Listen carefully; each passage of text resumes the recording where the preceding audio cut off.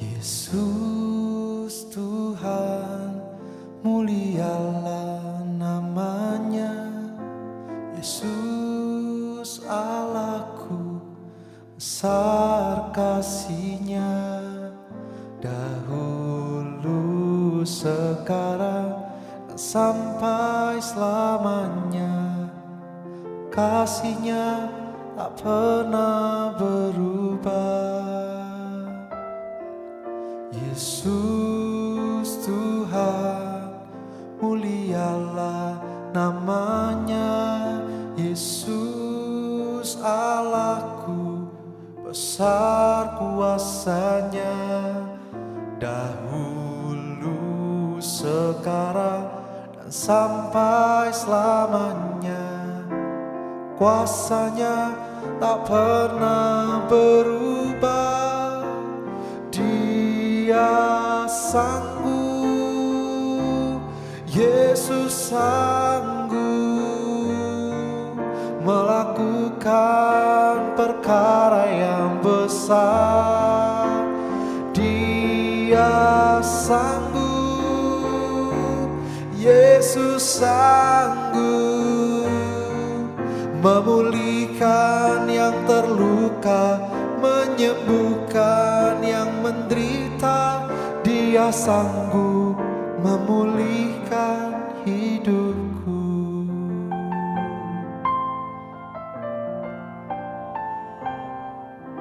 Yesus Tuhan, mulialah namanya.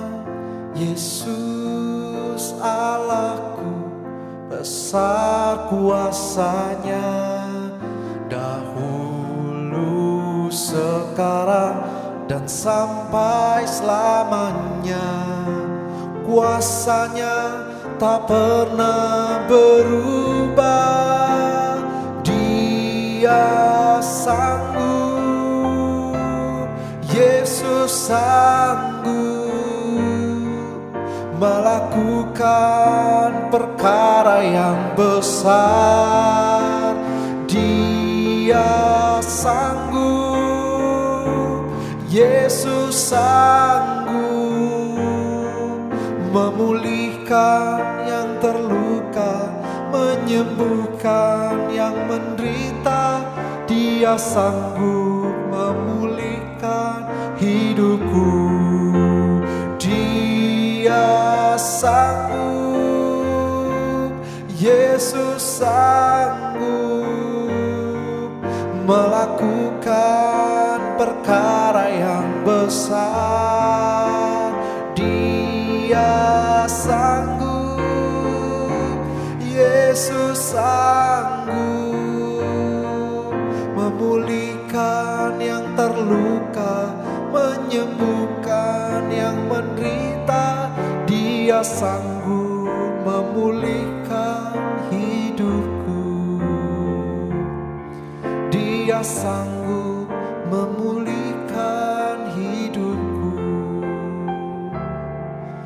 Dia sanggup memulihkan hidupku.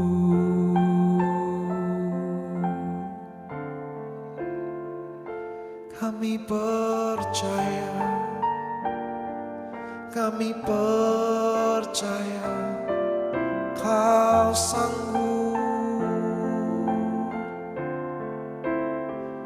Kau sanggup, Kau sanggup pulihkan kami, pulihkan jiwa kami, pulihkan hati kami. Haleluya, syukur. Tiada yang mustahil, tiada yang mustahil. Kau sanggup, Yesus sanggup. Terima kasih. kasih, terima kasih.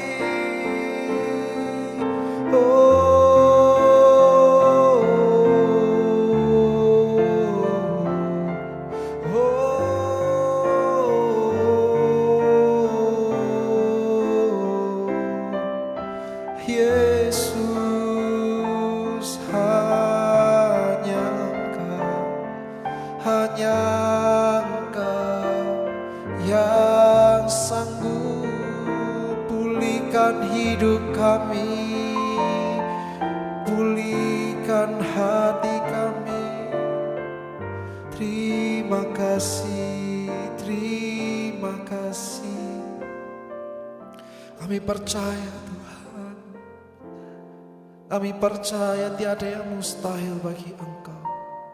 Seringkali hati kami berteriak, seringkali kami mengeluh, kami gak sanggup dan kami gak mampu menghadapi segala situasi kami. Tapi kami tahu Tuhan, Engkau bersama dengan kami. Engkau bersama kami. Kami percaya Tuhan, tidak ada yang mustahil bagi Engkau. Bahwa Engkau mampu. Kami taruh harap kami kepada Engkau. Dia sanggup, Yesus sanggup melakukan perkara yang besar.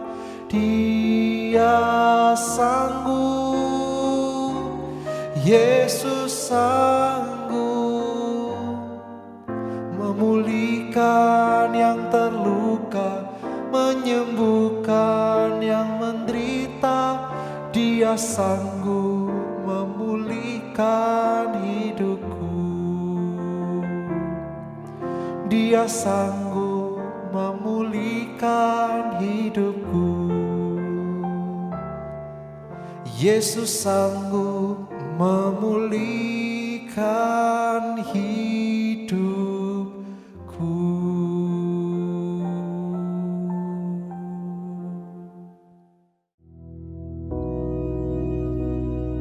Bapa kami yang di surga, dikuduskanlah namamu, datanglah kerajaan-Mu, jadilah kehendak-Mu di bumi seperti di surga. Berikanlah kami pada hari ini makanan kami yang secukupnya, dan ampunilah kami akan kesalahan kami, seperti kami juga mengampuni orang yang bersalah kepada kami. Dan janganlah membawa kami ke dalam pencobaan, tetapi lepaskanlah kami daripada yang jahat. Karena Engkaulah yang empunya kerajaan dan kuasa dan kemuliaan sampai selama-lamanya. Amin.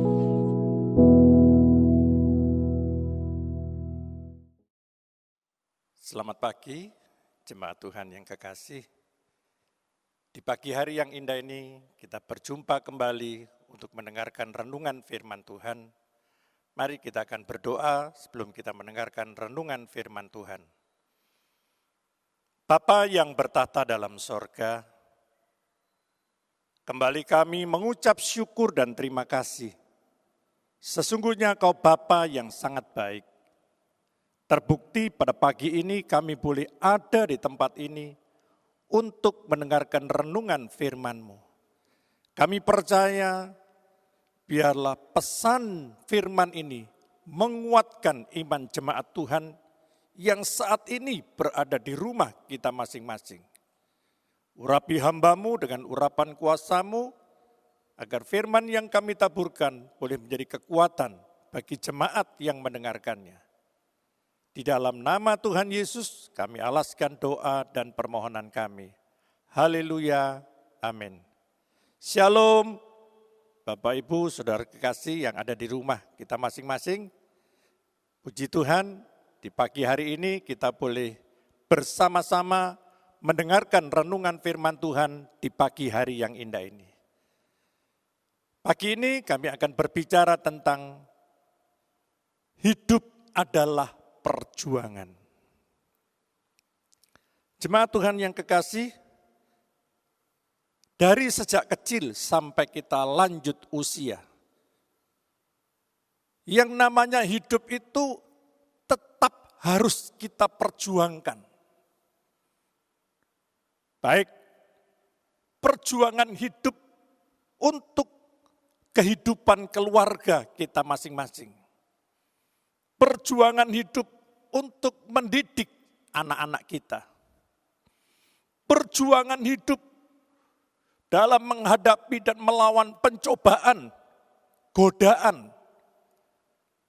Perjuangan hidup untuk mencapai usaha dan pekerjaan supaya sukses. Dan perlu kita perhatikan dalam kehidupan kita, yang namanya perjuangan itu tidak ada pernah berhentinya. Jadi tidak ada hari tanpa perjuangan. Sebab itu pada pagi hari yang indah ini, sebagai anak-anak Tuhan, kalau kita mau hidup bahagia, hidup sukses, baik itu jasmani dan rohani, maka yang terutama, jangan pernah berhenti untuk kita berjuang. Sebab itu di dalam kehidupan kita sebagai anak-anak Tuhan, seperti apa yang dikatakan oleh Thomas Alva Edison, 1% adalah orang-orang yang mempunyai kepandaian. Dan 99% adalah orang-orang yang bekerja dengan keras. Sehingga keberhasilan itu bukan karena kepandaian kita. 99% keberhasilan itu karena kerja keras kita. Sebab itu hidup ini perlu kita perjuangkan. Di dalam ayat 7 ayat yang 1 dikatakan, bukankah manusia harus bergumul di bumi dan hari-harinya sama seperti hari-hari orang upahan. Jemaat Tuhan yang kekasih, kalau kita melihat kisah seorang yang bernama Ayub, dikatakan dalam perikop, hidup ini sangat berat. Makanya dikatakan, bukankah manusia bergaul dengan segala persoalan hidup kita? Kalau sebagai orang-orang yang percaya kepada Tuhan, kita tidak pernah berjuang. Karena kita ini harus bergumul di bumi. Di dalam Kejadian 3 ayat 19 dikatakan, dengan berpeluh engkau akan mencari makananmu, sampai engkau kembali lagi menjadi tanah. Karena dari situlah engkau diambil, sebab engkau debu dan engkau akan kembali menjadi debu. Jemaat Tuhan yang kekasih,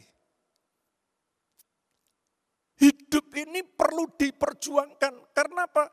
Memang dikatakan oleh firman Tuhan, kita harus berpeluh mengeluarkan keringat untuk bisa makan. Jadi hidup ini perlu diperjuangkan. Ada satu kisah di dalam kitab Keluaran 15. Ayat 22 sampai 27, di mana ini adalah kisah Musa. Di saat dia memerintahkan bangsa Israel untuk pergi ke satu tempat yang namanya dikatakan Mara. Dalam ayat 22, Musa menyuruh orang Israel berangkat dari Laut Tebrau, lalu mereka pergi ke padang gurun Syur. 3 hari lamanya mereka berjalan di padang gurun itu dengan tidak mendapatkan air. Sampailah mereka ke Mara, tetapi mereka tidak dapat meminum air di Mara itu, karena pahit rasanya. Itulah sebabnya dinamainya tempat itu Mara. Lalu bersungut-sungutlah bangsa itu kepada Musa, kata mereka, apakah yang akan kami minum? 25, Musa berseru-seru kepada Tuhan, dan Tuhan menunjukkan kepadanya sepotong kayu. Musa melemparkan kayu itu ke dalam air, lalu air itu menjadi manis. Di sanalah diberikan Tuhan ketetapan-ketetapan dan peraturan-peraturan kepada mereka, dan di sanalah Tuhan mencobai mereka. Firman-Nya, jika kamu sungguh-sungguh mendengarkan suara Tuhan Allahmu dan melakukan apa yang benar di matanya dan memasang telingamu kepada perintah-perintahnya, tetapi mengikuti segala ketetapan-ketetapan, maka aku tidak akan menimpakan kepadamu penyakit manapun yang telah kutimpakan kepada orang Mesir, sebab aku Tuhanlah yang menyembuhkan engkau.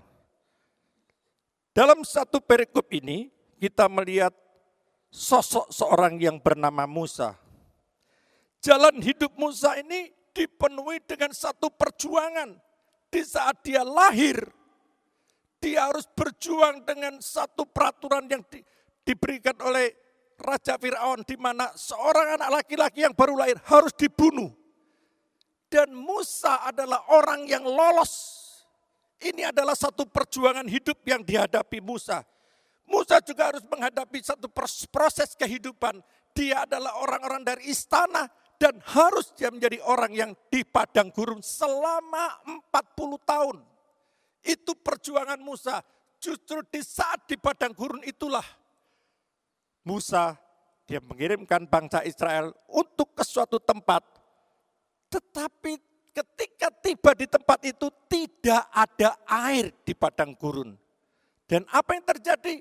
Bangsa Israel bersungut-sungut kepada Musa. Dari perikop ini kita melihat ada 4 hal yang perlu kita perhatikan. Di mana ketaatan Musa, dia taat kepada Tuhan di saat terjadinya peristiwa di mana air yang tidak bisa diminum, air yang pahit. Dan saat itu Tuhan mengatakan lemparkan kayu ini ke dalam air yang pahit itu. Maka seketika itu juga air ini berubah menjadi manis. Dan itulah mujizat yang dinyatakan Tuhan dalam kehidupan Musa. Dan saat itu juga bangsa Israel baru mengerti. Ketaatan itulah yang membuat Musa dan bangsa Israel dia mengerti betapa dahsyat dan luar biasanya Tuhan. Dan yang kedua, tidak bersungut-sungut.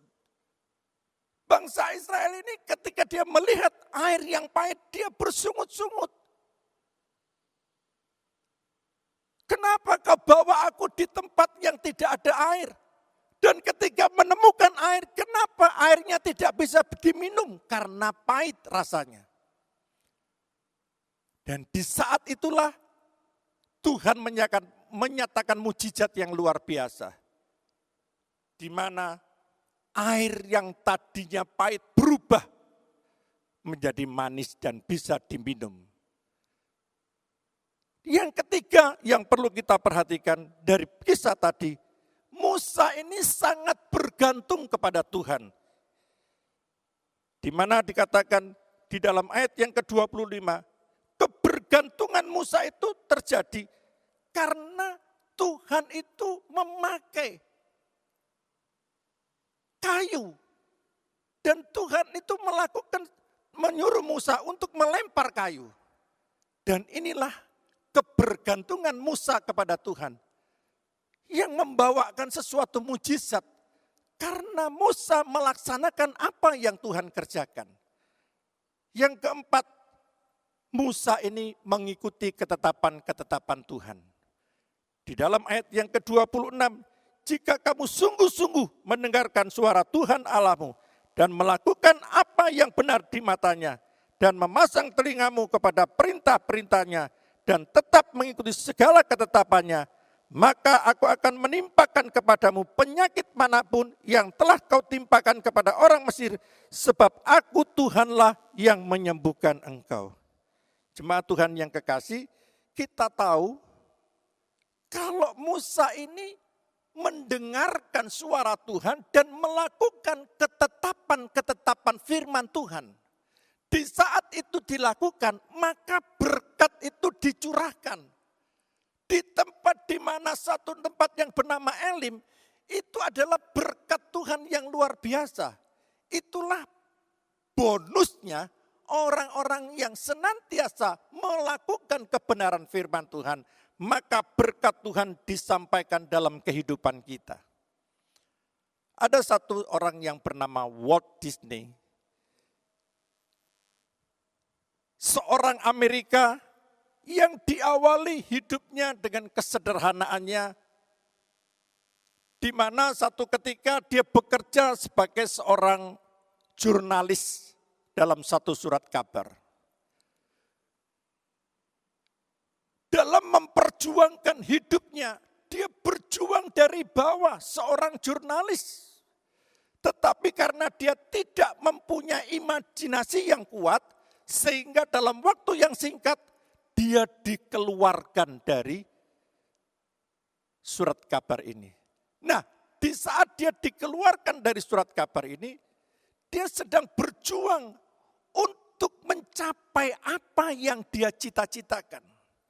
Dan di saat itulah dia mulai berjuang dengan istilahnya mempunyai imajinasi untuk film kartun.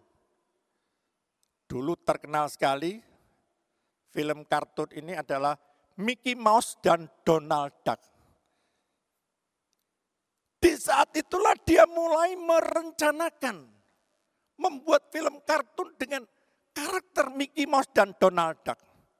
Tetapi dalam perjuangannya tidak semulus apa yang dia harapkan. Di saat itu dia sedang merencanakan sesuatu, akhirnya dia harus mengalami kebangkrutan karena biayanya besar dan dia tidak punya modal. Dia tetap berjuang lagi, melakukan segala eksperimen, tetapi di saat dia mau naik lagi, ditipu sama temannya, di mana apa yang sudah dia kerjakan itu diambil sama temannya. Bapak Ibu jemaat Tuhan yang kekasih. Tetapi Walt Disney dia tidak pernah menyerah dengan keadaan. Sekalipun ditipu oleh temannya, dia tetap berjuang lagi. Dia berjuang dan mencoba lagi sehingga dia berhasil menemukan satu namanya film animasi, yaitu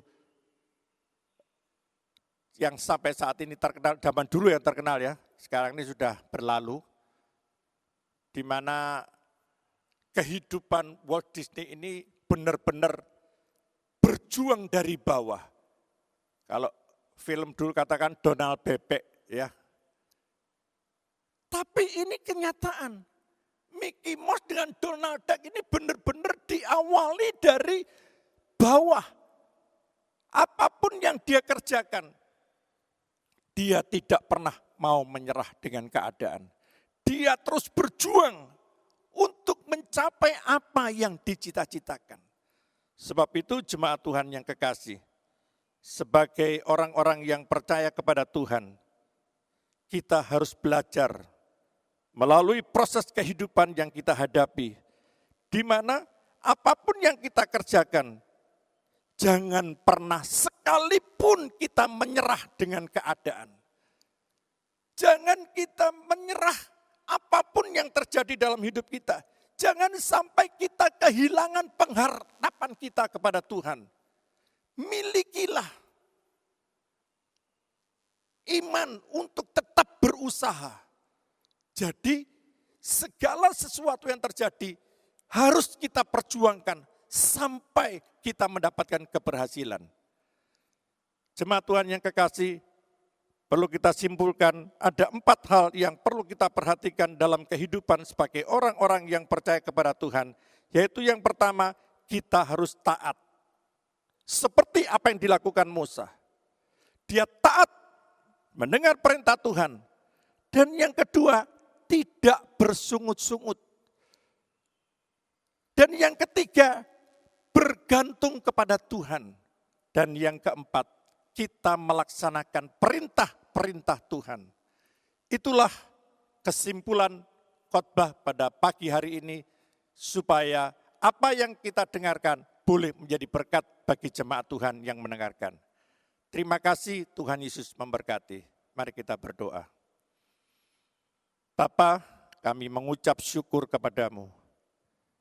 Kalau pada pagi hari ini Tuhan telah memimpin kami dari awal pertengahan sampai pada akhirnya. Renungan ini berjalan dengan baik. Bahkan kami rasakan lawatan Allah terjadi di saat firman Tuhan disampaikan. Kiranya berkat Tuhan dicurahkan bagi setiap orang yang mendengarkan firman Tuhan pada pagi hari ini. Dalam nama Tuhan Yesus, Tuhan Yesus memberkati. Haleluya, amin.